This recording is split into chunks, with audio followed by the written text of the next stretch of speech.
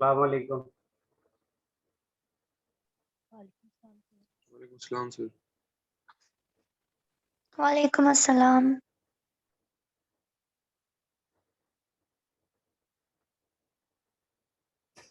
मेरी आवाज क्लियर आ रही है सबको? यस सर, क्लियर है।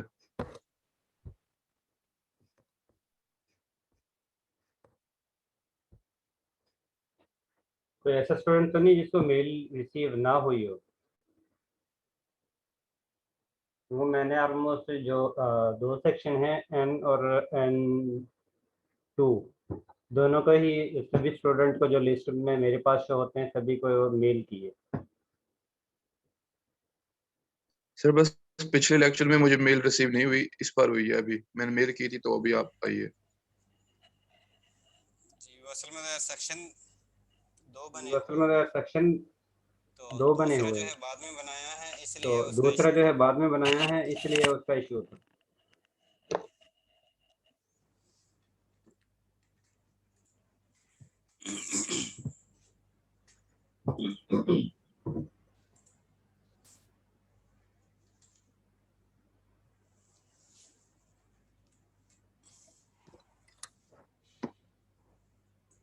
जी रिदा। जी रिदा। अस्सलाम वालेकुम सर। वालेकुम सलाम।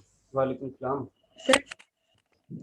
सर अटेंडेंस हो गई है? नहीं अभी मैंने शुरू करनी नहीं अभी मैंने शुरू करनी है। Okay sir.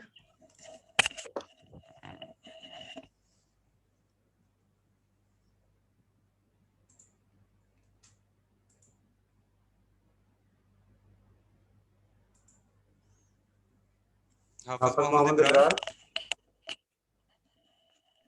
Yes sir.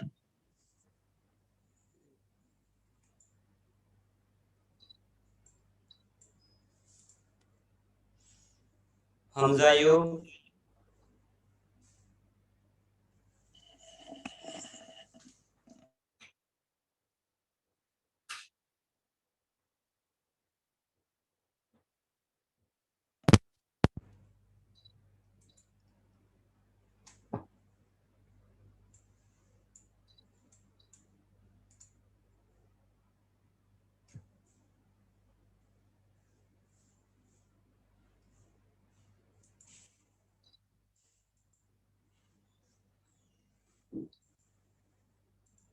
Hamza Hamza Ayub.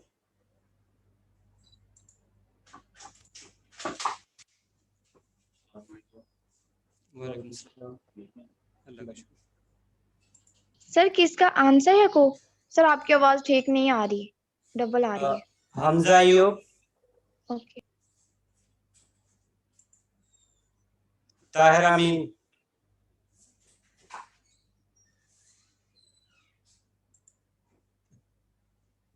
Present sir. ठीक है N2 सेक्शन में से हाफिज मोहम्मद इब्रार प्रेजेंट है और ताहिर अमीन प्रेजेंट है। यस।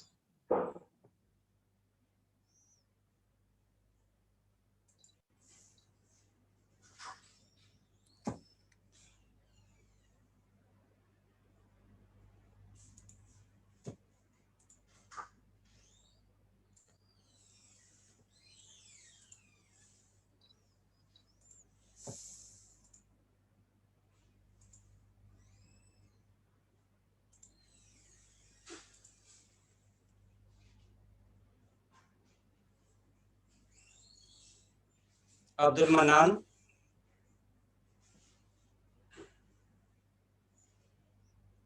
अब्दुल मन्नान।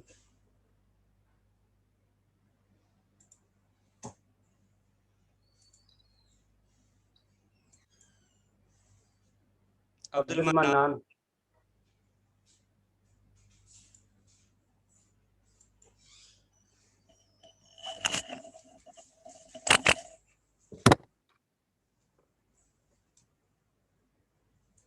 अब्दुल मन्नान है। Ajwa Manal. Yes sir. Present sir. Aliza Basharat. Present sir. Amaim Abuzar. Yes, sir.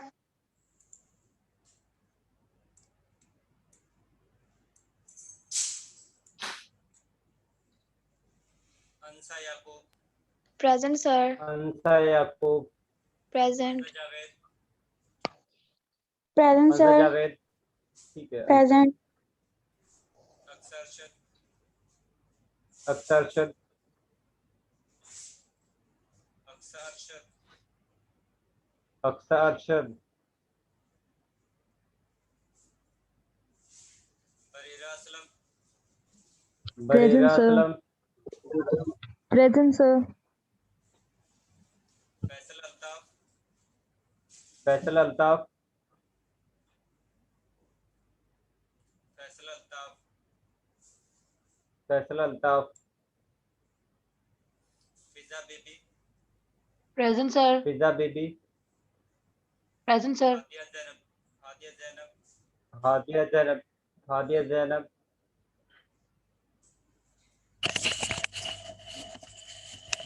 Hadiya Zainab, Hadiya Zainab, Javed Javed, Present, Javed sir. Javed, Khadija Hafeez, Khadija Hafeez, Khadija Hafeez, Present, sir. Khadija Hafeez, Khadija is present, sir. ठीक। Kiza Faqir, Kinza Present, Faqir, sir. Present, sir. Kaneez Fatima, Present, sir. Kaneez Fatima, Present, sir. Okay okay, Mariam Mahmood, okay okay, Mariam Mahmood, Present, sir. Present. Marwa Abid, Marwa Abid, Present, sir. Mariam Bibi, Present, Mariam sir. Bibi, Minal Present, sir. Fatima, Minahil Fatima, Present, sir. Mohsin Farooq, Mohsin Farooq, Present, sir. Mohammad Afzal, Present, sir. Mohammad Afzal, Mohammad Present, sir. Hasnain, Mohammad Hasnain, Mohammad Hasnain, Mohammad Hasnain, Mohammad Hasnain Ayaz, Mohammad Hasnain Ayaz, Mohammad Hasnain Ayaz को कौन जानता है? मोहम्मद हसनैन अयाज को कौन जानता है? ये आपकी क्लास में से कोई भी इसको नहीं जानता? ये आपकी क्लास में से कोई भी इसको नहीं जानता? क्योंकि इसकी 3 एब्सेंट हो चुकी हैं। क्योंकि इसकी 3 एब्सेंट हो चुकी हैं।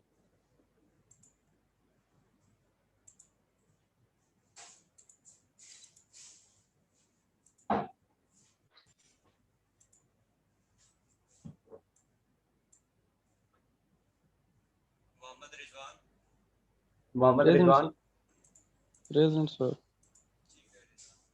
ठीक है Rizwan.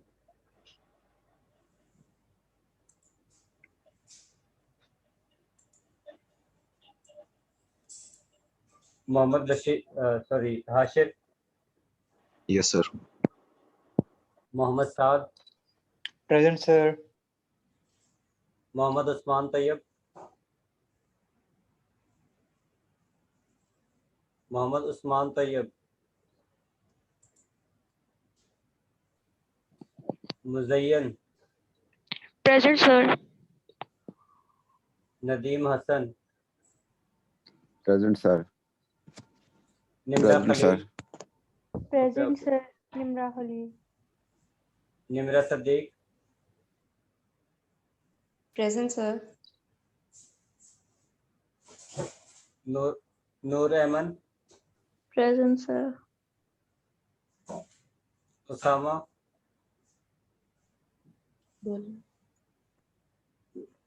Usama,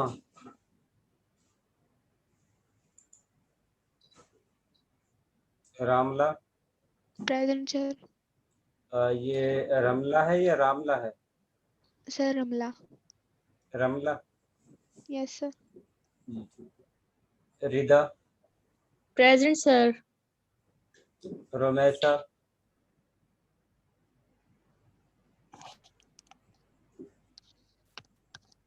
Sir, Romesa, present. Okay, Saba, Present, sir. Samiullah,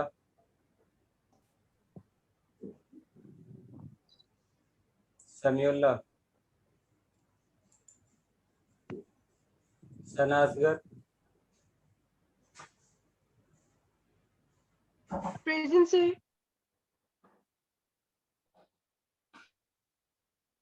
तोहा Shahzad, Present, sir. Syed Aun Raza, Present, sir. Taskeen, Present, sir. Zainab. Present, sir. अब वो स्टूडेंट नाम सुन लें जो आज की क्लास में एब्सेंट है, अगर वो प्रेजेंट है तो वो अटेंडेंस लगवा सकते हैं।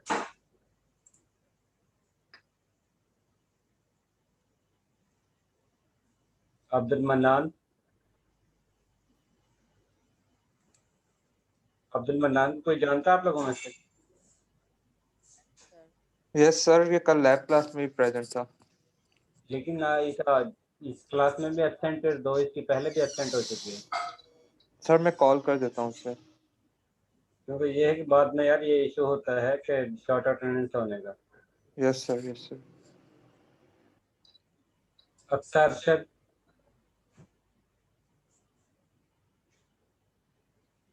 सर मुझे लगता है इन्होंने डिपार्टमेंट चेंज कर लिया अपना, अक्सर अरशद ने।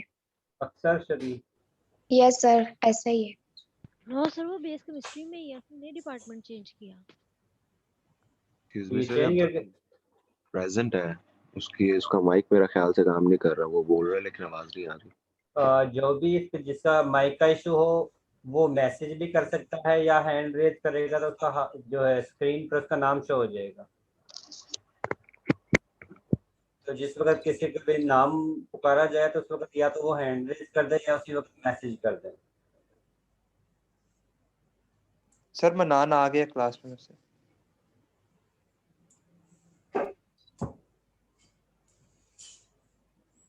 अक्सर खालिद नहीं है। सर अब्दुल अब्दुल मनान आ मन्नान, गया। अब्दुल सर मन्नान आ गया कहाँ है? सर।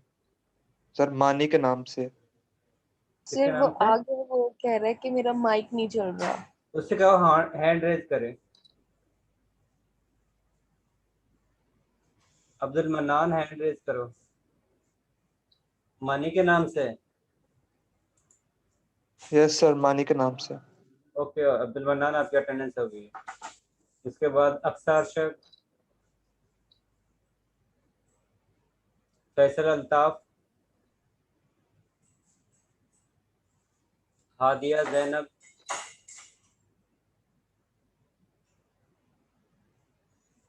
मोहम्मद हसनैन अयाज।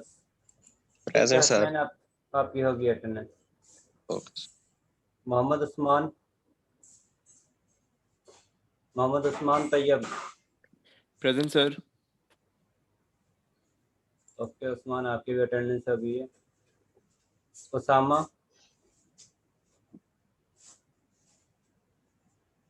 उसामा, समीउल्ला, समीउल्ला,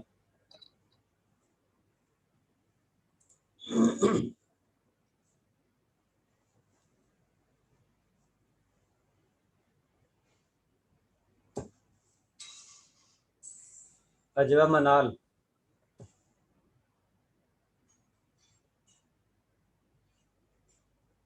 अजवा मेरी आवाज आ रही है आपको?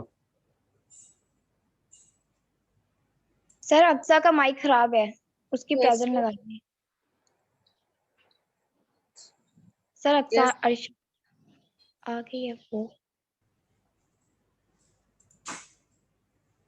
अक्सा का माइक खराब है। Aqsa Arshad, yes sir, Aqsa Arshad ji. अक्सा ये हैंड रेज करना। सर है। नहीं, असल में ये वीडियो रिकॉर्डिंग है, रिकॉर्डिंग में वो सारा कुछ ये नहीं कहा जाता है। सर कर दिया उन्होंने कर दिया। ठीक है। देख जी अजवा मनाल, यस सर। अजवा, लास्ट लेक्चर में हमने क्या स्टडी किया था? सर एक्चुअली मैंने लास्ट लेक्चर्स नहीं अटेंड किए, आज मेरा फर्स्ट लेक्चर है। तो आपकी अटेंडेंस किस तरह लगी हुई है? शायद सर मैं अच्छा हुआ होगा। अजवा, ये आपके प्रॉक्सी कौन लगवा रहा है? सर एक्चुअली वो ना पिछले वीक में अपने घर गई हुई थी, तो मैंने लेक्चर तब लिए थे लेकिन अटेंड नहीं किए। बुरी बात अजवा।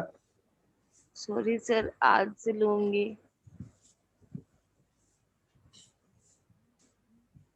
अंसा याकूब। Yes sir. जी, लास्ट टाइम हमने क्या स्टडी किया था? सर काइनेटिक एनर्जी के बारे में पढ़ा था, फिर सराउंडिंग के बारे में पढ़ा था, फिर थर्मल एनर्जी के बारे में पढ़ा था, हीट एनर्जी, इस तरह पढ़ा था। और हमने पढ़ा था कि सिस्टम की कितनी टाइप्स होती हैं? सर 3 टाइप्स होती हैं, open system, close system. 2 types होती हैं सर, ओपन सिस्टम और क्लोज सिस्टम। सर 3 टाइप्स होती हैं, ओपन, क्लोज और आइसोलेटेड। जी सर।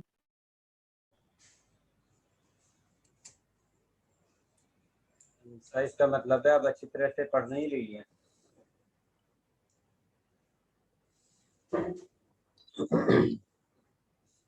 अमाइन। Yes sir. जी, आपने बताना है कि जो सिस्टम की 3 टाइप्स हैं वो कौन कौन सी है और उनमें डिफरेंस क्या है। Sir, what was the first half of the question? What are the types of system and how can we differentiate between these types? So there are 3 types of systems: open, closed, and isolated. Basically, open system, it allows the system to interact with its surroundings. Closed system it's still in the surrounding, but like it's covered, so like it doesn't interact. And isolated is like it's completely alone, like there's no interaction, which is not really that realistic.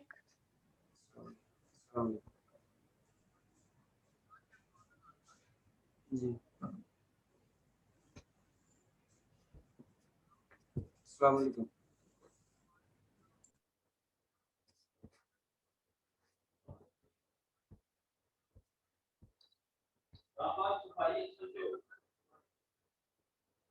चलो, इस कारण kitchen ने कर लिया और kitchen के जो नीचे सीढ़ी के नीचे से दीवार बाय कर ली। अस्सलाम वालेकुम सर। अच्छा, चलो फिर वो विंडो की धार धोरन देख लो।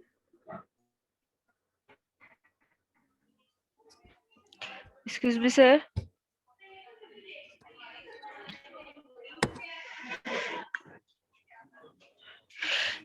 सर आप ये लेक्चर स्लाइड्स। जी जी, क्या कहा है? सर मैं बोल रही हूँ कि आप लेक्चर्स की स्लाइड्स जो है वो हमें मेल कर सकते हैं, क्योंकि एलएमएस अभी लेक्चर की ओपन नहीं हो रहा। असल में एलएमएस अभी तक यानी कि उन्होंने शिफ्ट करवाया ही नहीं है सर कि हमने इसका शेयर कर कौन दी थी सपोर्ट ग्रुप है। में। और मैंने जो है वो सीआर जीआर को शेयर कर दी थी कि ये कंप्लीट चैप्टर जो है, चैप्टर नंबर 9, इसकी जितनी भी स्लाइड हैं वो सारी की सारी मैंने सीआर और जीआर को शेयर कर दी थी। तो ग्रुप में शेयर कर दी थी। हाँ, ग्रुप से आप लोग डाउनलोड कर सकते हैं। कुछ ऐसे ओके स्टूडेंट भी हैं कि जो किसी ओके, और ठीक है सेक्शन सर, के मैं हैं, चेक।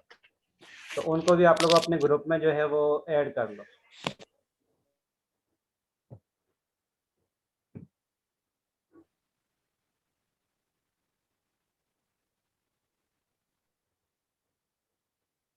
इसके बाद ये एक एग्जांपल है जिसमें शो किया हुआ है कि किस तरह मैथ और एनर्जी जो है वो एक फॉर्म से दूसरी फॉर्म में कन्वर्ट होती है, लेकिन एनर्जी और मैथ को हम जनरेट, क्रिएट या डिस्ट्रॉय नहीं कर सकते। ये एक फॉर्म से दूसरे फॉर्म में कन्वर्ट होती हैं, लेकिन इसको हम डिस्ट्रॉय या क्रिएट नहीं कर सकते।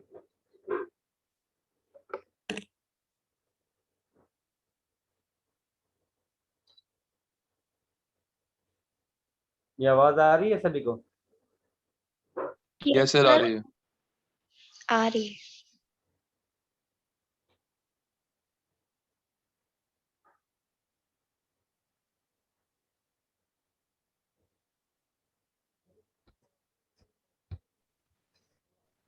सर वीडियो की तो नहीं आ रही।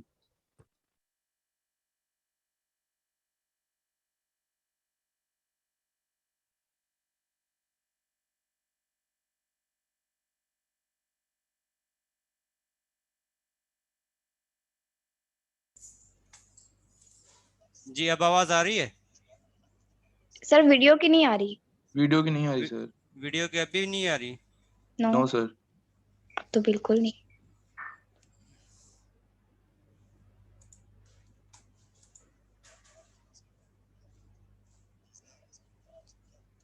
चलो मैं वैसे बता देता हूँ, जिस तरह वीडियो चल रही है उसके साथ साथ मैं आपको स्पीक करके बता देता हूँ कि सबसे पहले इसमें बताया हुआ है कि जिस वक्त जब भी आप लोग एनर्जी प्रोवाइड करते हो, ये सपोज कोई भी एलिमेंट है जिसमें कार्बन है, हाइड्रोजन है और ऑक्सीजन है, जिस तरह आप लोगों के पास ग्लूकोज बनता है, उसकी एग्जांपल दी हुई है कि जब भी एटम्स को हम एनर्जी प्रोवाइड करते हैं, क्योंकि बेसिकली इनके ये जो हैंड टाइप नज़र आ रहे हैं, ब्रांचेस नज़र आ रही हैं, ये बेसिकली इलेक्ट्रॉन है कि ऑक्सीजन के 2 इलेक्ट्रॉन जिसके ज़रिए ऑक्सीजन ने बॉन्ड बनाना है।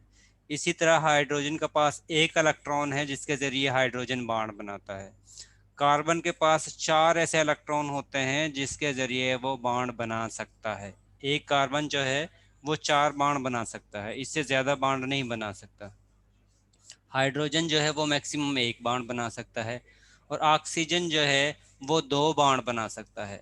अगर इससे ज़्यादा या कम बॉन्ड बनाते हैं तो उस कंडीशन में इन एटम्स पर नेगेटिव चार्ज या पॉजिटिव चार्ज आता है। अगर न्यूट्रल फॉर्म में ये एटम मौजूद हैं तो उस कंडीशन में ऑक्सीजन जो है 2 ही बॉन्ड बनाएगा, हाइड्रोजन जो है वो 1 ही बॉन्ड बनाएगा और कार्बन जो है वो 4 ही बॉन्ड बनाएगा। अगर 3 या 5 बॉन्ड बनाएंगे तो उस कंडीशन में इस पर चार्ज होगा और वो चार्ज पॉजिटिव नेगेटिव वो डिपेंड करता है कि कितने बॉन्ड बना रहा है। इसलिए वो कहता है कि जब भी आप लोग इनको एनर्जी प्रोवाइड करते हो, जिस तरह अभी आपने इस वीडियो में देखा है कि एनर्जी इसमें से पास हुई है, तो उस कंडीशन में इनकी जो मूवमेंट है वो इंक्रीज हुई है।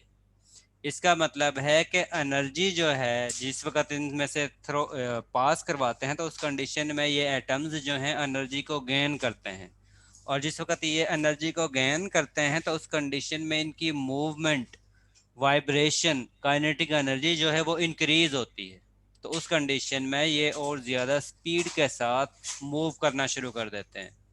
जिस तरह अब एनर्जी इसमें से पास हुई है तो इन्होंने एनर्जी को गेन किया है और उस कंडीशन में इनकी काइनेटिक एनर्जी इंक्रीज हुई है और उसके बाद फिर ये एक दूसरे के साथ बॉन्ड बनाते हैं। बेसिकली जिस वक्त हम इनको एनर्जी प्रोवाइड करते हैं, सबसे पहले एलिमेंट जो हैं, एटम्स जो हैं, वो एनर्जी को गेन करते हैं, उसकी वजह से उनकी काइनेटिक एनर्जी इंक्रीज होती है और जिस वक्त उनकी काइनेटिक एनर्जी इंक्रीज होगी तो उनकी मूवमेंट भी ज़्यादा होगी और जिस वक्त उनकी मूवमेंट ज़्यादा होगी तो उस कंडीशन में वो एक दूसरे के साथ कोलिजन करते हैं। और जिस वक्त वो कोलिजन करते हैं तो कोलिजन 2 तरह की होती है, एक को हम कहते हैं फ्रूटफुल कोलिजन और एक वो वाली कोलिजन होती है जिसके ज़रिए आप लोगों के पास प्रोडक्ट बन जाता है, और दूसरी जो है वो अनफ्रूटफुल कोलिजन होती है जिसके ज़रिए प्रोडक्ट नहीं बनता है, रिएक्टेंट स्पीशी रिएक्टेंट की फॉर्म में ही मौजूद रहती है। जिस वक्त हम इनको एनर्जी प्रोवाइड करेंगे तो पहले तो एटम्स जो है एनर्जी को गेन करेंगे, गेन करने के बाद उनकी वाइब्रेशनल मोशन जो है वो इंक्रीज होगी, उनकी काइनेटिक एनर्जी जो है इंक्रीज होगी, उस वजह से वो एक दूसरे के साथ कोलिजन शो करेंगे और जिस वक्त कोलिजन होगी, सूटेबल कोलिजन होगी, तो उस कंडीशन में ये प्रोडक्ट में कन्वर्ट हो जाएंगे। जिस तरह इनिशियल आप लोगों को दिखाया था कि ये वाले एलिमेंट हैं, इसके बाद आपने इसमें से एनर्जी पास करवाई है ये एनर्जी पास करवाई है और जिस वक्त इसमें से एनर्जी पास हुई है तो उस कंडीशन में इन्होंने एनर्जी को गेन किया है। गेन करने के बाद इनकी काइनेटिक एनर्जी इंक्रीज हुई है, जिसकी वजह से इनकी वाइब्रेशन ज़्यादा होना शुरू हो गई है। और जिस वक्त इनकी एनर्जी ज़्यादा हो जाती है तो उस कंडीशन में ये एक दूसरे के साथ बॉन्ड बनाते हैं। अब ये जो पिक्चर आप लोगों को दिखा रही है ये शो कर रही है कि किस तरह ये एक दूसरे के साथ बॉन्ड बनाते हैं। अब ये सेंटर में जो है वो ऑक्सीजन है और इसके टर्मिनल पर जो है वो हाइड्रोजन है। हमने अभी देखा था कि ऑक्सीजन जो है वो 2 बॉन्ड बना सकता है और हाइड्रोजन जो है वो 1 बॉन्ड बना सकता है। तो इस कंडीशन में एक ऑक्सीजन के साथ दो हाइड्रोजन जो है वो अटैच हो जाते हैं और जिसमें एक इलेक्ट्रॉन जो है वो ऑक्सीजन होगा। जिस तरह ये आपको नज़र आ रहा है कि ये वाला ऑक्सीजन जो है एक इसका ये इलेक्ट्रॉन है और दूसरा इसका ये इलेक्ट्रॉन है। इसी तरह हाइड्रोजन के पास एक ही इलेक्ट्रॉन होता है जिसके ज़रिए ये बॉन्ड बनाता है। तो उस कंडीशन में हाइड्रोजन का एक इलेक्ट्रॉन और ऑक्सीजन का एक इलेक्ट्रॉन दोनों ही म्यूचुअल शेयरिंग करेंगे और उस कंडीशन में इनके दरमियान कोवलेंट बॉन्ड बनेगा। इसी तरह दूसरी साइड से ऑक्सीजन का दूसरा इलेक्ट्रॉन दूसरे हाइड्रोजन के साथ शेयरिंग करेगा और उस कंडीशन में इसके साथ सेकंड बॉन्ड बनेगा। इसी तरह कार्बन जिस वक्त ऑक्सीजन के साथ बॉन्ड बनाएगा तो उस कंडीशन में कार्बन जो है वो सेंटर में होगा और कार्बन के 4 इलेक्ट्रॉन जो हैं वो दो ऑक्सीजन के साथ दो बॉन्ड बनाएंगे। अब जिस तरह ये कार्बन है ये ऑक्सीजन है। अब ऑक्सीजन ने मैक्सिमम 2 बॉन्ड बनाने हैं, कार्बन ने मैक्सिमम जो है वो 4 बॉन्ड बनाने हैं। तो उस कंडीशन में एक कार्बन जो है वो 2 ऑक्सीजन के साथ डबल बॉन्ड के साथ बॉन्ड बनाता है। अब जिस तरह यहाँ पर आप लोगों को इस वीडियो में नज़र आ रहा है कि जिस वक्त ऑक्सीजन हाइड्रोजन के साथ अटैच होता है तो उस कंडीशन में आप लोगों के पास वाटर मॉलिक्यूल बनता है और जिस वक्त कार्बन ऑक्सीजन के साथ अटैच हो जाता है 2 ऑक्सीजन के साथ तो उस कंडीशन में आप लोगों के पास कार्बन डाइऑक्साइड गैस जो है वो प्रोड्यूस होती है। इसका मतलब है कि पहले जब भी आप लोग एनर्जी प्रोवाइड करोगे तो उस कंडीशन में एटम्स या मॉलिक्यूल्स की काइनेटिक एनर्जी जो है वो इंक्रीज होगी और उसके बाद जिस वक्त उनकी काइनेटिक एनर्जी इंक्रीज होगी तो उनके कुलियन जो है वो ज़्यादा होंगी और उस कंडीशन में जिस वक्त इनकी कुलियन होगी तो उस कंडीशन में चांस ज़्यादा हो जाते हैं कि रिएक्टेंट जो है वो प्रोडक्ट में कन्वर्ट हो सके। अगर एनर्जी प्रोवाइड नहीं करोगे तो उस कंडीशन में जिस तरह ये आप लोगों के पास वीडियो नज़र आ रही है कि जिस वक्त एनर्जी प्रोवाइड की है तो एनर्जी प्रोवाइड करने के बाद इनकी आपस में कुलियन शो हो गई है और जिस वक्त कुलियन शो होती हैं तो उस कंडीशन में इनके दरमियान इंट्रैक्शन भी जनरेट हो जाती है और जिस वक्त इंट्रैक्शन जनरेट होती है उसी की वजह से इनके दरमियान बॉन्ड बनता है। अब पहले जो है एलिमेंट कार्बन था, ऑक्सीजन था और हाइड्रोजन थे, उनको आप लोगों ने एनर्जी प्रोवाइड की जिसके रिजल्ट में आप लोगों के पास कार्बन डाइऑक्साइड गैस बनी है, वाटर मॉलिक्यूल बना है। उसके बाद प्लांट्स, क्योंकि इसका प्लांट्स का अंदर फिर ये रिएक्शन होता है, वाटर मॉलिक्यूल जो है वो कार्बन डाइऑक्साइड गैस के साथ रिएक्शन करता है क्लोरोफिल की मौजूदगी में और सनलाइट की मौजूदगी में। सनलाइट बेसिकल जो है वो एनर्जी सोर्स होता है जिसके ज़रिए इनकी काइनेटिक एनर्जी इंक्रीज होती है और उसके बाद रिएक्शन होता है और जिस वक्त इनका रिएक्शन होता है तो उस कंडीशन में आप लोगों के पास ग्लूकोज जो है वो सिंथेसाइज होता है। एनर्जी जो है वो बॉन्ड को ब्रेक करने के लिए भी इस्तेमाल होती है और एनर्जी जो है वो बॉन्ड फॉर्मेशन में भी इस्तेमाल होती है कि एनर्जी की वजह से ही बॉन्ड ब्रेक होते हैं और एनर्जी की वजह से ही बॉन्ड नए बनते हैं। जिस तरह पहले जो इसमें के अंदर बॉन्ड बने होते वो कार्बन का ऑक्सीजन के साथ और ऑक्सीजन का हाइड्रोजन के साथ बॉन्ड बने हुए थे। उसके बाद जिस वक्त हम एनर्जी इसमें से पास करवाते हैं तो कुछ एनर्जी ऐसी होती है जो मॉलिक्यूल्स पर डायरेक्ट फॉल करती है, वो ज़्यादा अमाउंट ऑफ एनर्जी होती है और जिस वक्त वो मॉलिक्यूल्स पर फॉल करती है तो उस कंडीशन में बॉन्ड ब्रेक होते हैं। अगर मॉलिक्यूल्स फोटोन यानी कि एनर्जी में से कुछ पार्ट ऑब्जर्व करते हैं तो उस कंडीशन में जस्ट उनकी काइनेटिक एनर्जी इंक्रीज होती है और अगर वो ज़्यादा अमाउंट हासिल करते हैं, अगर उनको एनर्जी ज़्यादा प्रोवाइड करते हैं तो उस कंडीशन के में उनके बॉन्ड जो हैं वो ब्रेक हो जाते हैं और जिस वक्त बॉन्ड ब्रेक होते हैं तो उस कंडीशन में एटम्स जो हैं वो दोबारा से रीजनरेट हो जाते हैं। जिस तरह यहाँ पर मॉलिक्यूल बने हुए हैं, वाटर का मॉलिक्यूल है, कार्बन डाइऑक्साइड गैस का मॉलिक्यूल है। इसके बाद जिस वक्त लाइट फॉल करेगी, ज़्यादा एनर्जी इन पर टकराएगी तो उस कंडीशन में ये एटम्स जो हैं वो अलग आ जाओ, यानी कि सेपरेट आउट हो जाएंगे। ये देखें, अब इस कंडीशन में जो है ऑक्सीजन हाइड्रोजन से सेपरेट हो गया है, कार्बन ऑक्सीजन से सेपरेट हो गया, तो टोटल एटम्स जो हैं वो एक दूसरे से अलग अलग हो गए। लेकिन इनकी काइनेटिक एनर्जी जो है वो पहले की निस्बत ज़्यादा है, इनकी मूवमेंट जो है वो पहले की निस्बत ज़्यादा हो चुकी है, जो इंडिकेट कर रही है कि इनके पास एनर्जी बहुत ज़्यादा है। और जिस वक्त इनके पास एनर्जी बहुत ज़्यादा होगी तो उस कंडीशन में इनकी कोलिजन भी ज़्यादा होगी, और जिस वक्त कोलिजन ज़्यादा होगी तो उस कंडीशन में ये एक दूसरे के साथ कंबाइन होकर न्यू बॉन्ड बनाएंगे, और उस कंडीशन में आप लोगों के पास न्यू बॉन्ड यानी कि ग्लूकोज जो है वो सिंथेसिस होता है, और इसकी इस तरह एक दूसरे के साथ अटैचमेंट होती है जिसके साथ आप लोगों के पास ऑक्सीजन गैस जो है वो प्रोड्यूस होती है, और इसके साथ ग्लूकोज मालिक्यूल बनता है, और ये प्लांट्स के अंदर केमिकल रिएक्शन होता है, और इसके लिए लाजमी है कि आप लोग एनर्जी जो है वो प्रोवाइड करो, और इसके अंदर क्लोरोफिल जो है एज ए कैटालिस्ट यूज होता है।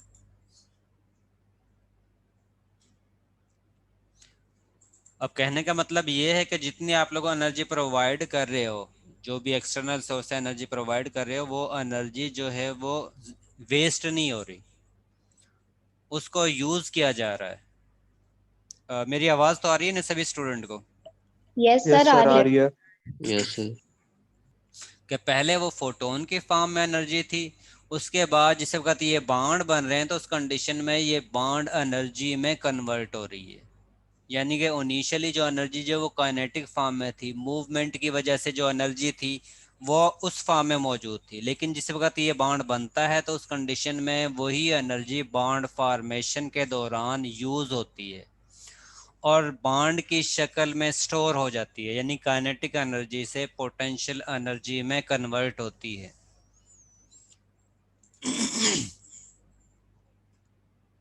और इस तरह आप लोगों के पास ये मॉलिक्यूल बन जाता है, और उसके बाद उसको फर्दर जो है डिफरेंट पर्पस के लिए आप लोग यूज़ करते हो, यानी कि जो प्लांट्स हैं आप लोग उनमें से ग्लूकोज को हासिल करते हो, उसके बाद डाइजेशन का सिस्टम होता है, होने के बाद उसको फिर दोबारा से आप लोग यूज़ करके वाटर मॉलिक्यूल और कार्बन डाइऑक्साइड गैस में कन्वर्ट करते हो, और उसके साथ आप लोगों के पास एनर्जी जो है जो उस बॉन्ड फॉर्मेशन के दौरान यूज़ हुई थी वो एनर्जी आप लोगों की बॉडी को हासिल होती है, और उस एनर्जी को आप लोग डिफरेंट पर्पस के लिए, जिस तरह आप लोग वॉकिंग करते हो, जिस तरह आप लोग स्टडी करते हो, इन पर्पस के लिए उसी एनर्जी को यूज करते हो।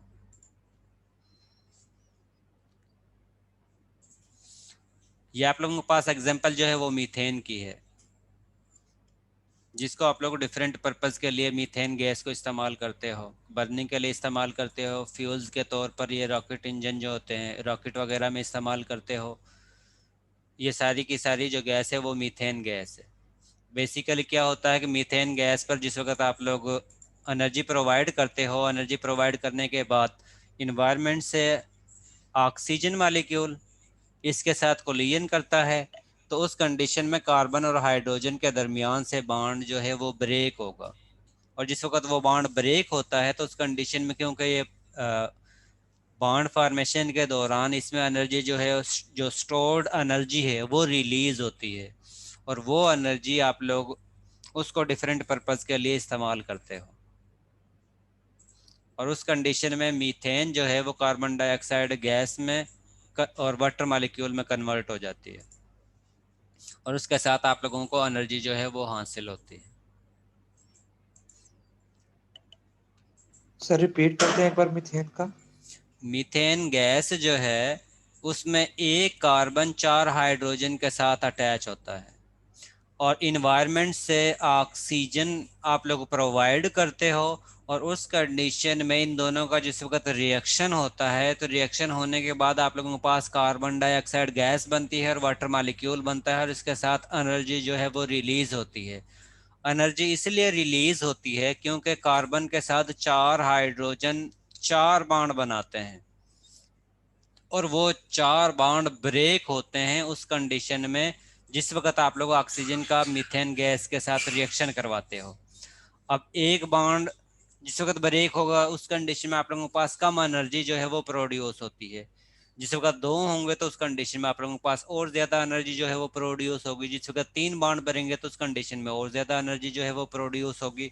और जिस वक्त आप लोग 4 बॉन्ड को ब्रेक करते हो तो उस कंडीशन में आप लोगों के पास ज्यादा अमाउंट में एनर्जी जो है, पोटेंशियल एनर्जी जो इसके अंदर बॉन्ड फॉर्मेशन के दौरान स्टोर हुई थी, वही पोटेंशियल एनर्जी जो है वो रिलीज होती है।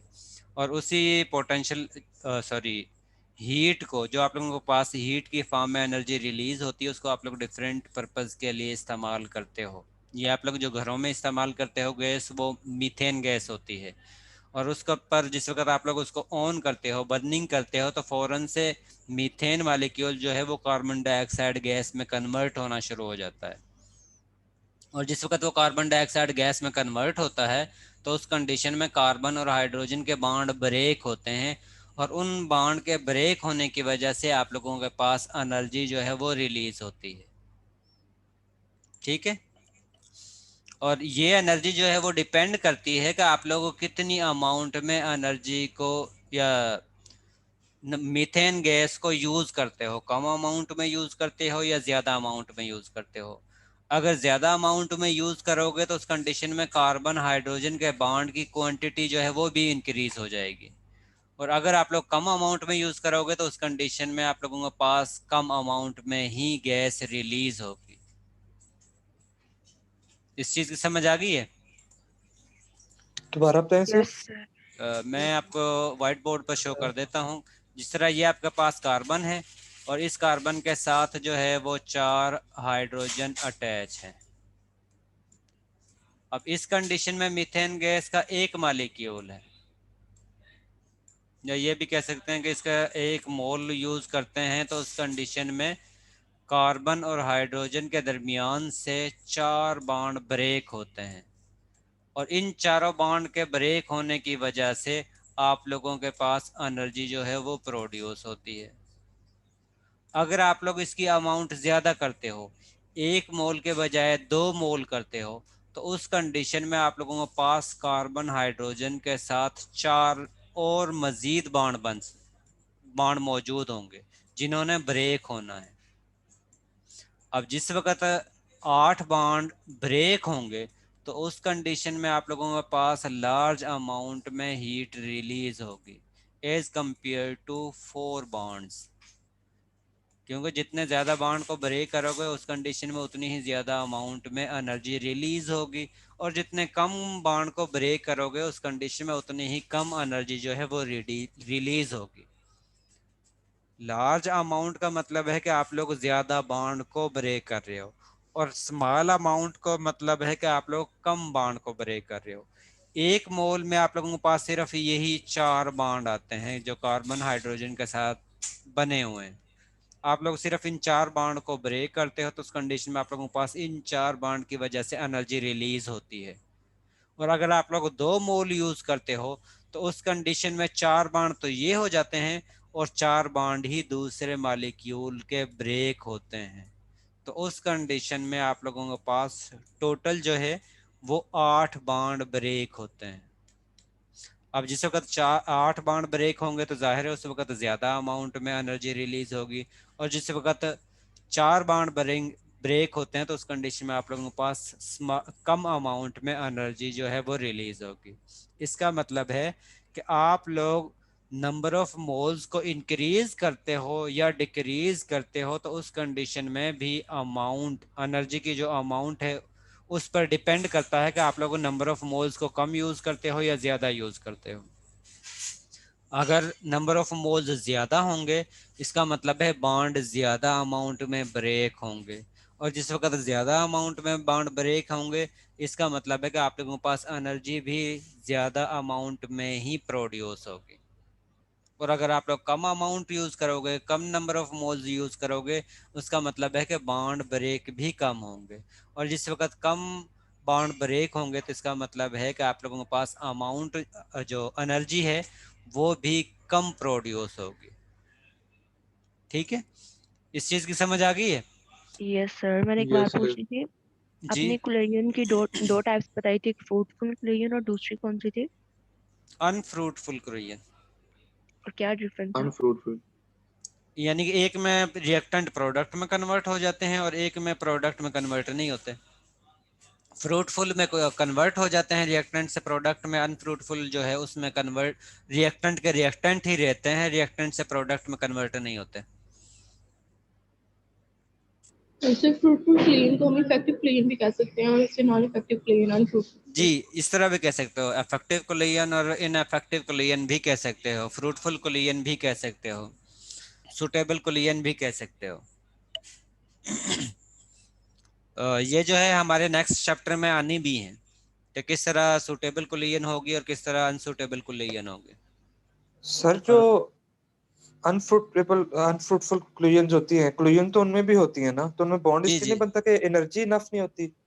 उनके पास एनर्जी इनफ नहीं होती है, क्योंकि मैंने आप लोगों को बताया था, एक आप लोगों के पास बैरियर की मैंने एग्जांपल दी थी कि बैरियर से पास करके फिर वो प्रोडक्ट में कन्वर्ट होते हैं। Activation energy sir. जी, जिसको हम एक्टिवेशन एनर्जी कहते हैं। जी अगर sir, thank you activation sir. Energy होगी तभी वो प्रोडक्ट में कन्वर्ट होते हैं, अगर एनर्जी इतनी ना हो, एक्टिवेशन एनर्जी ना हो, तो उस कंडीशन में वो प्रोडक्ट में कन्वर्ट नहीं होते। Okay sir, thank you sir. ठीक है।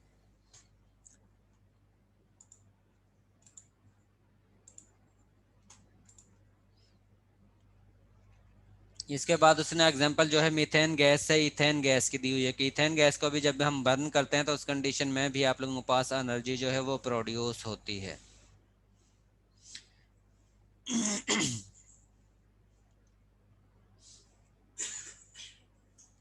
इसके बाद ये फिर दोबारा से वही चीज़ दोबारा से आ गई, किस तरह आप लोग एनर्जी प्रोवाइड करते हो, उसके बाद इनकी काइनेटिक एनर्जी इंक्रीज होगी और उसके बाद आप लोगों के पास प्रोडक्ट हासिल होगा।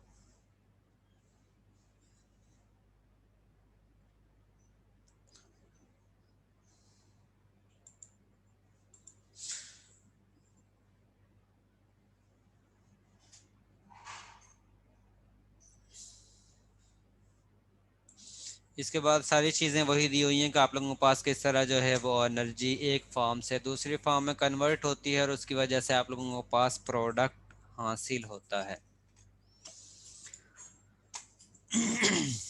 इसके बाद लास्ट हमने वर्क तक पढ़ा था। Sir yes sir, first law of thermodynamics में। फर्स्ट लॉ ऑफ थर्मोडायनामिक हमने पढ़ लिया था। यस सर, हो गया था।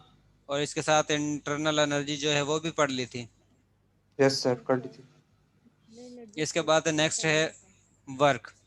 फर्स्ट लॉ ऑफ थर्मोडायनामिक के बाद है वर्क, कि वर्क किस तरह होता है या वर्क को हम किस तरह कैलकुलेट कर सकते हैं, या केमिकल रिएक्शन के ज़रिए हम किस तरह जस्टिफाई कर सकते हैं कि वर्क होता है या नहीं हुआ, क्योंकि यहाँ पर हम गैस मालिक्यूल्स की मोस्टली बात करते हैं, क्योंकि कंप्रेशन या एक्सपेंशन मोस्टली गैस मालिक्यूल्स में होती है, लिक्विड और सॉलिड मालिक्यूल्स में ना होने के बराबर होती है।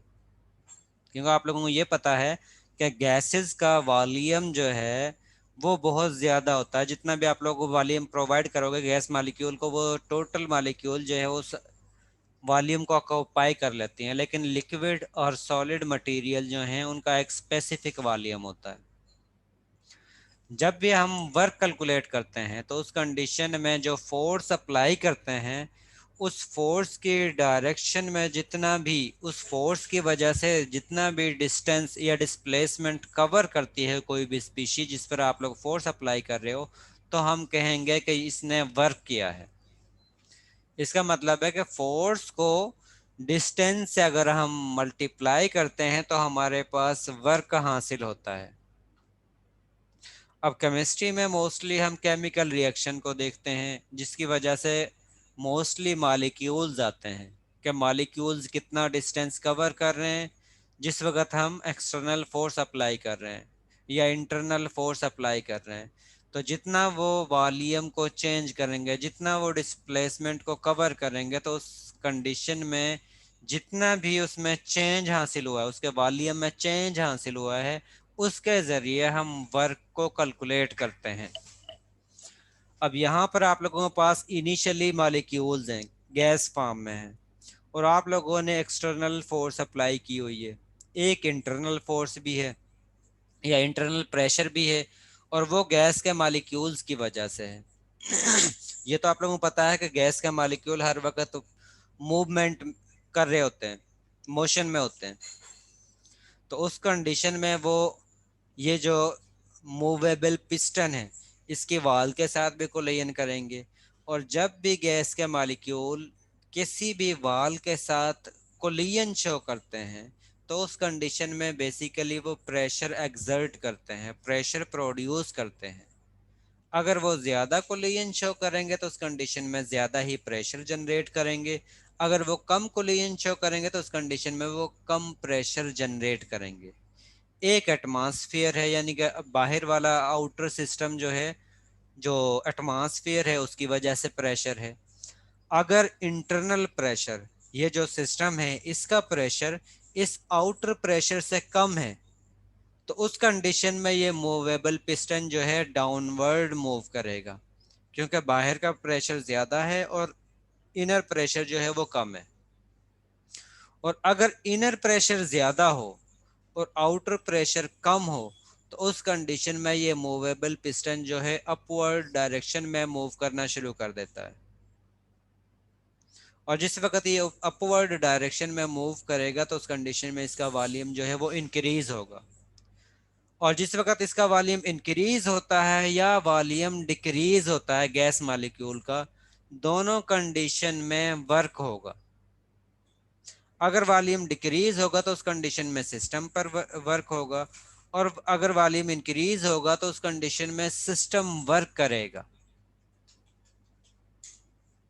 जी साथ सर जहाँ से आप एटमॉस्फेयर वाली बात बता रहे थे वहाँ से पर रिपीट करते हैं। मैंने कहा था कि हमारे पास यहाँ पर दो प्रेशर मौजूद हैं। एक प्रेशर जो है वो आउटर प्रेशर है जो एटमॉस्फेरिक प्रेशर होता है, और एक सिस्टम का प्रेशर है कि सिस्टम के मॉलिक्यूल जो हैं वो भी तो इसके मूवेबल पिस्टन के साथ कोलिजन शो कर रहे होते हैं, और जिस वक्त वो कोलिजन शो करते हैं तो उस कंडीशन में बेसिकली वो प्रेशर ही एक्सर्ट करते हैं।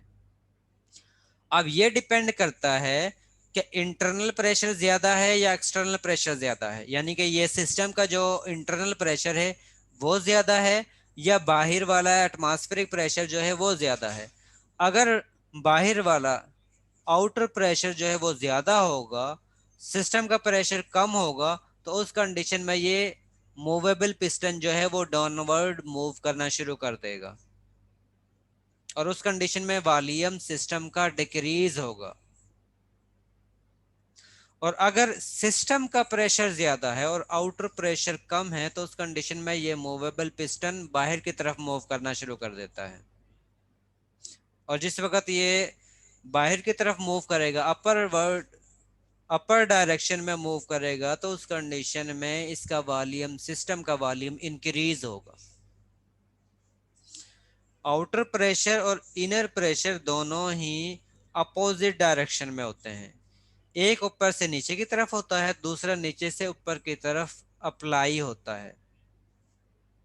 और अगर दोनों प्रेशर एक दूसरे के इक्वल हैं, यानी कि आउटर प्रेशर और सिस्टम का प्रेशर दोनों ही एक दूसरे के इक्वल हैं, तो उस कंडीशन में ये मूवेबल पिस्टन मूव नहीं करेगा, क्योंकि दोनों साइड पर एक जैसी फोर्स ही अप्लाई हो रही है।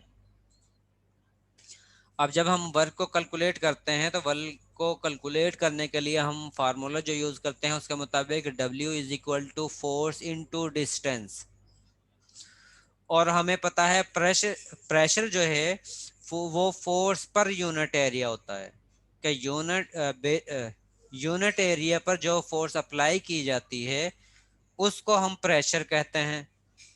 और उसकी वजह से हम लिख सकते हैं P is equal to force per unit area. और अगर यहाँ से हम फोर्स की वैल्यू कैलकुलेट करते हैं तो फोर्स इक्वल होगी pressure into cross sectional area. और हमारे पास ये इक्वेशन है W is equal to F into D. अगर F की जगह पर ये वैल्यू पुट करते हैं जिसके मुताबिक F is equal to P into A है, तो उस कंडीशन में यही इक्वेशन आप लोगों के पास हासिल होती है, P into A into D. D तो यही होगा और F की जगह पर ये वाली जो वैल्यू है वो पुट की है। ठीक है, जिस वक्त इस वैल्यू को हम पुट करते हैं तो हमारे पास ये इक्वेशन बनती है P into A into D.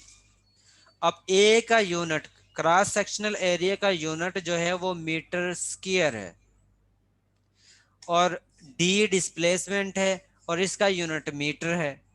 अगर हम मीटर स्क्वायर को मीटर से मल्टीप्लाई करते हैं तो हमारे पास यूनिट बनता है मीटर क्यूब, और आप लोगों को पता है कि मीटर क्यूब जो है वो वॉल्यूम का यूनिट होता है। इसका मतलब है कि A इंटू डी की जगह पर हम वॉल्यूम के वैल्यू पुट कर सकते हैं, ठीक है, क्योंकि ये माइनस तीनों क्यों है? माइनस माइनस के भी मैं बता रहा हूँ माइनस क्यों है। इसकी जगह पर A इंटू डी की जगह पर हमने चेंज इन वॉल्यूम पुट किया है, क्योंकि ये वॉल्यूम जो है यहाँ से लेकर यहाँ तक जो चेंज हुआ है उसके लिए हमने डेल्टा V यूज किया है, सिंपल V यूज नहीं किया है, क्योंकि ये चेंज इन वॉल्यूम है, सिंपल कांस्टेंट वॉल्यूम नहीं है। और इसके साथ हमने माइनस का साइन इसलिए यूज किया है क्योंकि जिस तरह मैंने आप लोगों को बताया था कि इंटरनल प्रेशर और एक्सटर्नल प्रेशर दोनों ही अपोजिट डायरेक्शन में होते हैं, यानी कि बाहर वाला प्रेशर जो है वो नीचे की तरफ होगा और सिस्टम का प्रेशर जो है वो ऊपर की तरफ होगा। तो उस कंडीशन में दोनों की डायरेक्शन अपोजिट होती है कि एक के साथ प्लस फॉर्म में होगी तो दूसरी जो है नेगेटिव फॉर्म में होगी। जिस तरह हमने change in internal energy study किया था, जिसमें हमने ये देखा था कि एक साइड पर अगर एनर्जी इंक्रीज होती है तो दूसरी साइड पर एनर्जी जो है वो डिक्रीज होगी। इसी वजह से जी हमजा। अस्सलाम वालेकुम सर, ये जो हमने माइनस लगाया है ये अप्लाइड प्रेशर यानी एटमॉस्फेरिक लेंगे या इंटरनल प्रेशर लेंगे माइनस वाला? हमने जब भी वर्क कैलकुलेट करना है तो उस कंडीशन में हमने इंटरनल प्रेशर यूज करना है। ये वाला जो प्रेशर गिवन है वो एक्सटर्नल प्रेशर है, इसके इक्वल ही अपोजिट डायरेक्शन में सिस्टम का प्रेशर है, और इस इक्वेशन में हम सिस्टम के प्रेशर को ही यूज कर रहे हैं, और सिस्टम का प्रेशर जो है वो इस प्रेशर के अपोजिट डायरेक्शन में होगा। मैग्नीट्यूड सेम होगा लेकिन उसकी डायरेक्शन नेगेटिव होगी। इसी वजह से हम इसके साथ जो है नेगेटिव का साइन यूज कर रहे हैं। Work done by system negative होगा जी। अगर आप लोगों के पास प्रेशर नेगेटिव होगा तो उस अगर आप लोगों के पास जो वैल्यू हासिल होगी न्यूमेरिकल में गिवन प्रेशर जो है वो एक्सटर्नल है, तो उस कंडीशन में आप लोगों ने इस वर्क डन के लिए माइनस का साइन यूज करना है।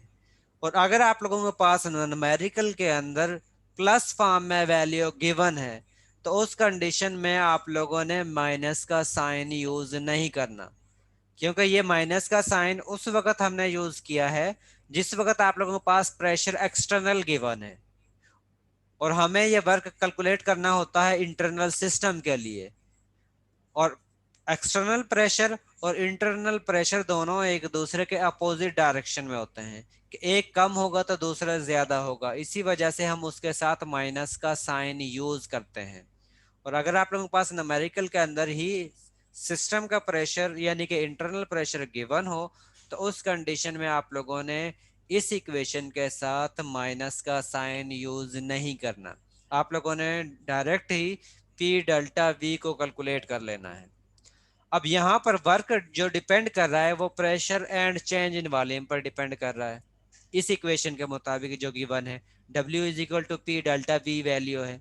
अब यहाँ पर P प्रेशर जो है वो कांस्टेंट है, यानी कि प्रेशर चेंज नहीं है, प्रेशर की वैल्यू जो है वो कांस्टेंट है, फिक्स है। इसका मतलब है कि अब प्रेशर तो फिक्स हो गया, उसने चेंज नहीं होना, बाकी क्या वैल्यू है जो चेंज हो सकती है वो इस सिस्टम का वॉल्यूम है। जी अलीजा। सर आप कह रहे हैं कि इंटरनल और एक्सटर्नल ऑपोजिट होते हैं इसलिए हम नेगेटिव का साइन लिखते हैं। सर अगर ये तो हमेशा ऑपोजिट ही होंगे, एक बढ़ेगा दूसरा डिक्रीज होगा, तो फिर हम वैल्यू कैसे पॉजिटिव होगी न्यूमेरिकल में? हमारे पास न्यूमेरिकल में ऐसे भी न्यूमेरिकल हैं जहां पर वर्क कैलकुलेट डायरेक्ट सिस्टम का किया होता है, वहां पर प्रेशर जो है वो सिस्टम का ही गिवन होता है। बाज ऐसे न्यूमेरिकल भी हैं जिसमें आउटर प्रेशर गिवन है, सिस्टम का प्रेशर नहीं गिवन है। जिस वक्त आउटर प्रेशर गिवन होगा तो उस कंडीशन में आप लोगों ने W is equal to minus P delta V की इक्वेशन अप्लाई करनी है, यानी कि डेल्टा P वाली वैल्यू जो है वो यूज करनी है। वहां पर प्रेशर जो है वो नेगेटिव में नहीं होगा, सिंपल वैल्यू गिवन होगी। तो उस कंडीशन में ये माइनस नेगेटिव वाले जो फार्मूला है इसको आप लोगों ने अप्लाई करना है। अगर न्यूमेरिकल के अंदर डायरेक्ट ये गिवन हो कि जो प्रेशर गिवन है वो सिस्टम का प्रेशर है या इंटरनल प्रेशर है, तो उस कंडीशन में आप लोगों ने W is equal to P delta V का फार्मूला अप्लाई करना है, उसके साथ माइनस का साइन यूज नहीं करना है। तो से इसका मतलब जो वर्क डन है वो पॉजिटिव भी हो सकता है और नेगेटिव भी हो सकता है। जी, दोनों कंडीशन में हो सकता है। जी सर। ठीक है। जी साद। सर अभी आप कह रहे थे कि जो प्रेशर है वो कांस्टेंट हो गया। जी जी, प्रेशर कांस्टेंट है।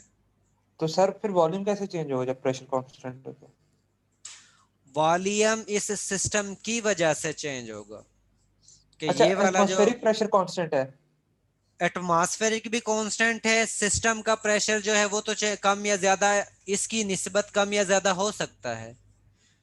ठीक है, जिस वक्त हम जब भी कैलकुलेट करेंगे तो उस कंडीशन में प्रेशर ने तो कांस्टेंट ही रहना है। अब ये प्रेशर ज्यादा हो सकता है, ये कम हो सकता है, ये तो हो सकता है, लेकिन उनकी वैल्यू तो फिक्स ही होगी। और उस प्रेशर की वजह से चेंज इस यानी कि कम, अगर सिस्टम का प्रेशर कम है, आउटर प्रेशर है ज्यादा है, क्योंकि अब आउटर प्रेशर 1 एटमॉस्फेरिक प्रेशर ही होगा।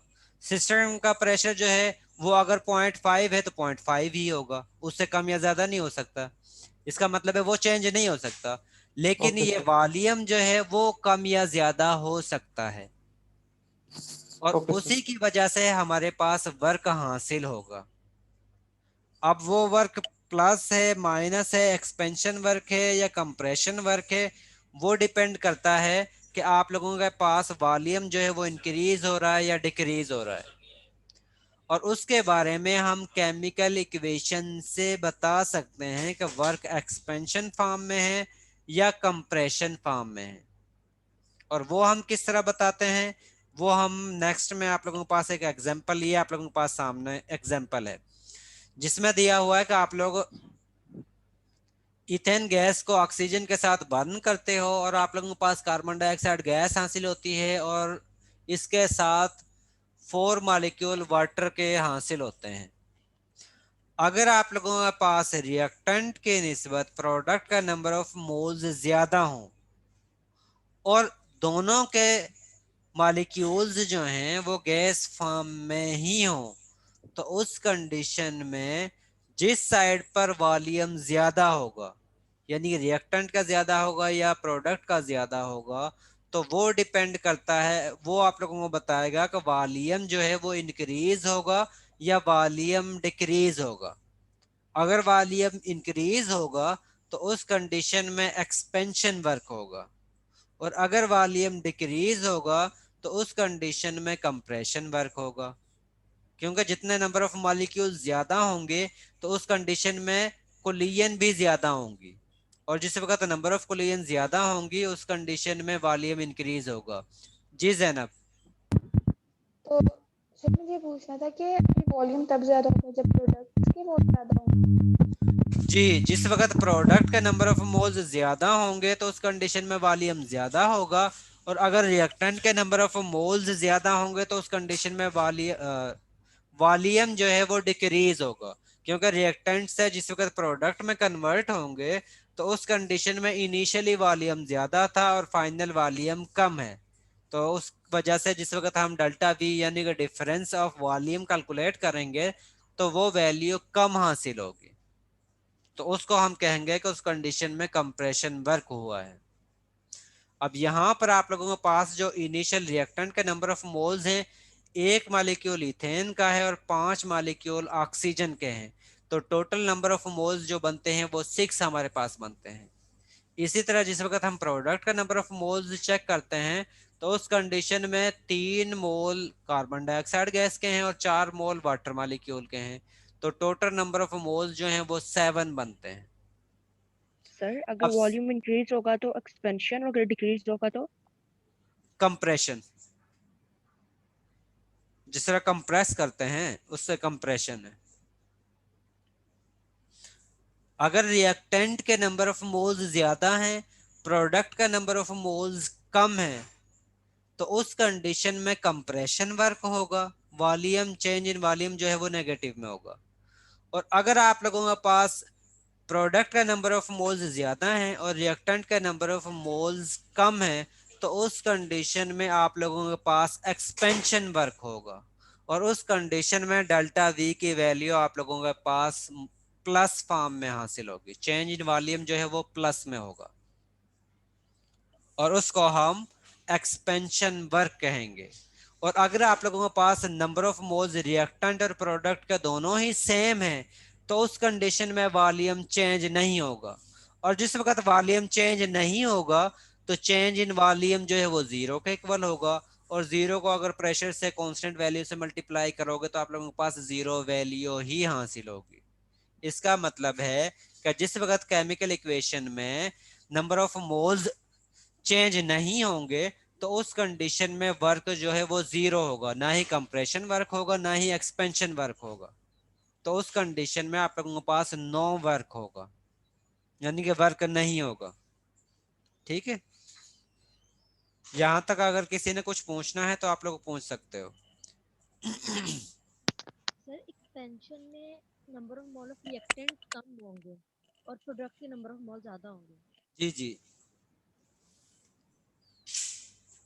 एक्सपेंशन में प्रोडक्ट का नंबर ऑफ मोल्स ज्यादा होंगे और रिएक्टेंट का नंबर ऑफ मोल्स कम होंगे, और कंप्रेशन में प्रोडक्ट का नंबर ऑफ मोल्स कम होंगे, रिएक्टेंट का नंबर ऑफ मोल्स ज्यादा होंगे। और जिस वक्त दोनों के नंबर ऑफ मोल्स सेम होंगे तो उस कंडीशन में नो वर्क होगा, वर्क नहीं होगा, वर्क की वैल्यू जीरो होगी। ठीक है, उस कंडीशन में वर्क नहीं होगा। इस चीज की समझ आ गई है? और इस चीज के लिए आप लोगों ने इस चीज का खास ख्याल रखना है, आप लोगों ने ये चेक कर लेना है कि दोनों साइड पर गैस फॉर्म में मॉलिक्यूल हैं, सॉलिड में हैं या लिक्विड में हैं, क्योंकि वर्क डन जो है सिस्टम पर या सराउंडिंग पर वो मोस्टली डिपेंड करता है गैस फेज पर। अगर आप लोगों के पास लिक्विड फॉर्म में या सॉलिड फॉर्म में मॉलिक्यूल है तो उसकी वजह से वॉल्यूम बहुत ही कम चेंज होता है, जिसको हम इग्नोर कर सकते हैं। इसलिए हम केमिकल इक्वेशन में जस्ट उन मॉलिक्यूल को कंसीडर करते हैं, उनका नंबर ऑफ मोल्स को कंसीडर करेंगे जो हमारे पास गैस फॉर्म में मौजूद होंगे।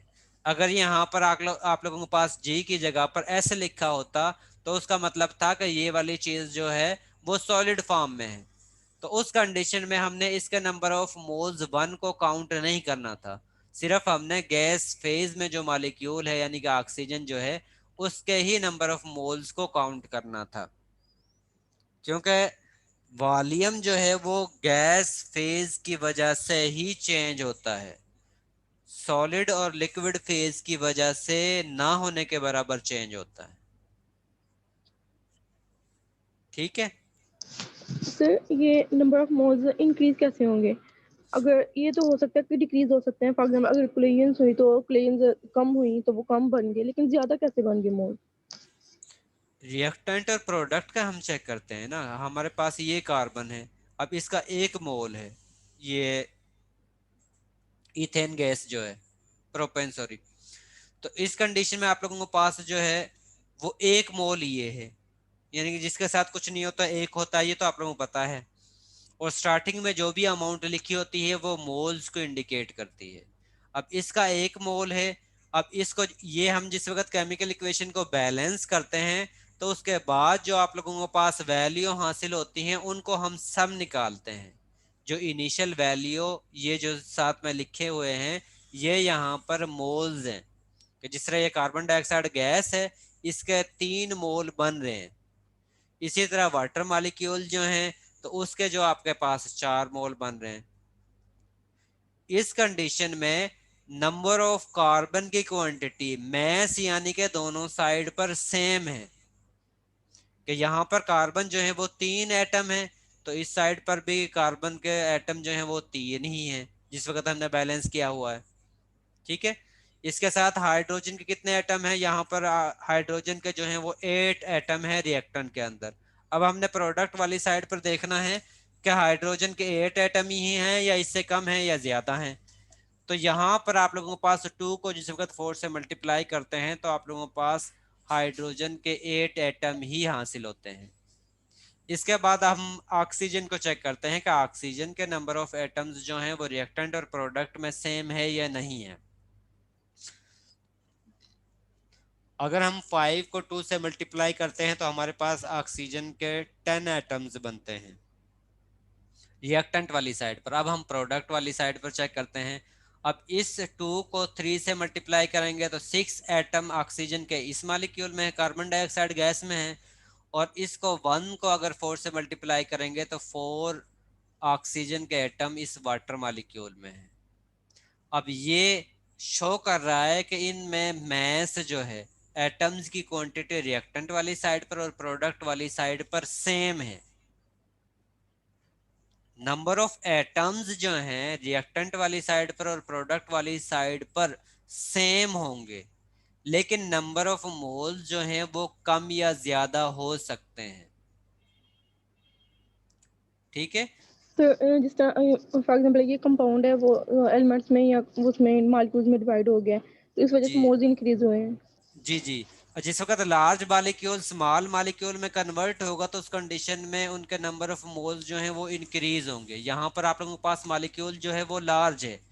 अब जिस वक्त आप उस लार्ज मालिक्यूल को ब्रेक करके छोटे छोटे हिस्सों में कन्वर्ट करोगे तो उस कंडीशन में उसके क्वांटिटी तो इंक्रीज हो जाएगी, उसके मोल्स जो हैं वो तो इंक्रीज हो जाएंगे। अब यहाँ पर जो कार्बन है वो तीनों कार्बन कंबाइन है।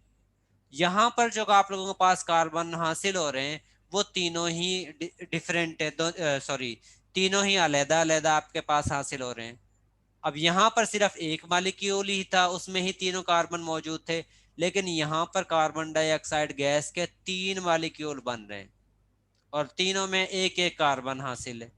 अब इसमें 1 मोल में ही ये तीनों हाइड्रोजन यूज हो चुके हैं, लेकिन जिस वक्त प्रोडक्ट बन रहा है तो उस कंडीशन में आप लोगों के पास 3 प्रोडक्ट कार्बन के हासिल हो रहे हैं। इसका मतलब है इसकी निस्बत इसके नंबर ऑफ मोल्स जो हैं वो इंक्रीज हो चुके हैं, और जिस वक्त नंबर ऑफ मोल्स इंक्रीज होंगे तो उस कंडीशन में आप लोगों के पास वॉल्यूम में चेंज हासिल होगा, और जिस वक्त वॉल्यूम में चेंज हासिल होगा तो उस कंडीशन में वर्क होगा। जी हमजा।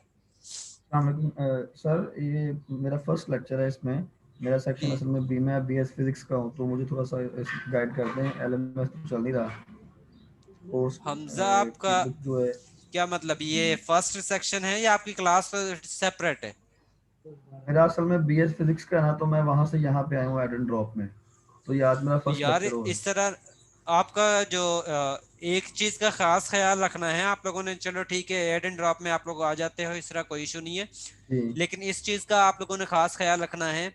कुछ स्टूडेंट ऐसे हैं जो 4+0 क्रेडिट की PC2 का कोर्स पढ़ रहे हैं, और कुछ स्टूडेंट ऐसे हैं जो 3+1 क्रेडिट के PC2 का कोर्स पढ़ रहे हैं। जी सर। तो अगर आप लोगों ने इस तरह नहीं करना कि आप लोग 3+1 वाले क्रेडिट में चले जाओ और आप लोगों का जो कोर्स है वो 4+0 का है, क्योंकि उस कंडीशन में ये जो 3+1 वाले हैं उनके थ्योरी का रिजल्ट अलहदा जाना है और लैब का रिजल्ट अलहदा जाएगा, और वो वाले स्टूडेंट जिनका 4+0 क्रेडिट आवर का ये कोर्स है उनका थ्योरी प्लस लैब दोनों का कंबाइन होकर रिजल्ट जाएगा। उसको फिर मैनेज करना बड़ा टफ हो जाता है। कल आपसे ऑफिस में मिल लूं? जी मिल लें। Thank you sir. Most welcome. Excuse me sir. जी सर वो जो जब स्टार्ट हुआ था लेक्चर आपने वीडियो लगाई थी, वो आपने एनर्जी की एग्जांपल्स दी थी सारी, एनर्जी कैसे वो चेंज मैंने होती ये है। आप लोगों को बताया था कि किस तरह एनर्जी जो है वो बॉन्ड ब्रेक करती है, किस तरह एनर्जी की वजह से रिएक्शन होता है, किस तरह एनर्जी एक फॉर्म से दूसरी फॉर्म में कन्वर्ट होती है। Okay sir.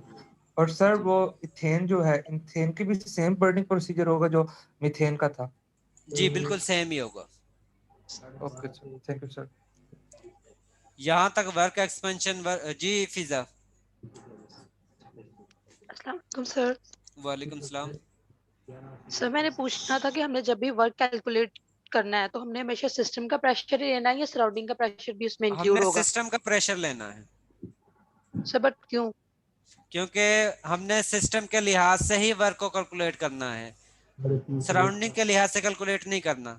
क्योंकि सिस्टम पर वर्क होता है या सिस्टम वर्क करता है, उस कंडीशन में हम सिस्टम में चेंज हासिल होता है और उसकी वजह से ही हम वैल्यू को कैलकुलेट कर सकते हैं। ये हमने जो फार्मूला डिराइव किया है वो भी सिस्टम के वॉल्यूम में जो चेंज आया है वो कैलकुलेट किया है। हमने इसमें सराउंडिंग को कंसीडर नहीं किया है, क्योंकि सराउंडिंग का वॉल्यूम तो बहुत ज्यादा है और ना ही उसको हम एग्जैक्टली कैलकुलेट कर सकते हैं। सराउंड सिस्टम का वॉल्यूम बहुत कम होता है, उसको ही हम कैलकुलेट कर सकते हैं। इसी वजह से हम प्रेशर को सिस्टम के प्रेशर को ही यूज करते हैं, सराउंडिंग के प्रेशर को यूज नहीं करते। Okay sir, thank you. Most welcome. जी यहाँ तक समझ आ गया है?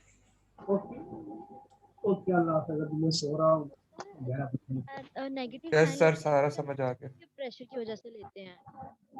नेगेटिव साइन वो प्रेशर की वजह से है, जो हमारे पास यहाँ पर प्रेशर जो गिवन है वो आउटर है, लेकिन हम सिस्टम का प्रेशर यूज करते हैं, इसी वजह से हम प्रेशर के साथ नेगेटिव साइन यूज करते हैं।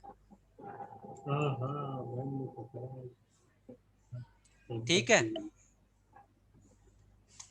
इसके साथ ही बल्कि टाइम ओवर हो गया है, अब इस लेक्चर को एंड करते हैं और इसके साथ वो स्टूडेंट नाम से जो इस क्लास में एब्सेंट है, अगर वो प्रेजेंट है तो अटेंडेंस लगवा सकते हैं। फैसल अल्ताफ, फैसल अल्ताफ, हादिया जैनब,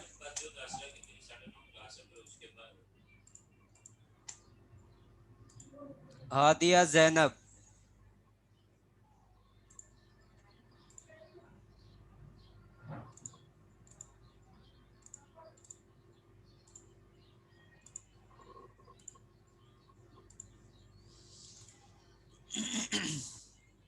हादिया जैनब के बाद है उसामा,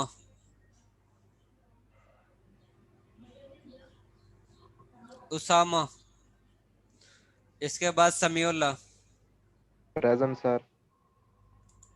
ठीक है, इस क्लास में जो एब्सेंट है वो उसामा है, इसके साथ हादिया जैनब है, इसके साथ फैसल अल्ताफ है। ये तीन इस सेक्शन में से एब्सेंट है। सर हमजा यूब। हमजा यूब, आपका सेक्शन एन है या N2 है?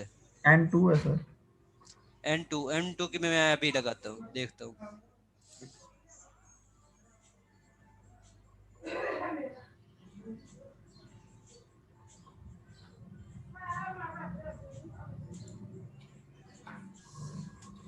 जी हमजा यूब। Present sir. चलें अब आप लोग लीव कर सकते हैं।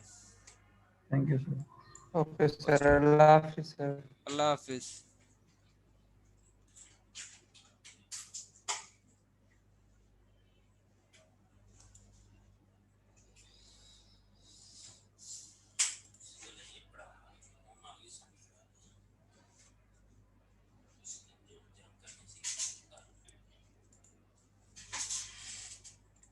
मतलब सर तो डिस्टर्ब ना किया जाए। अच्छा ऑन कैंपस है।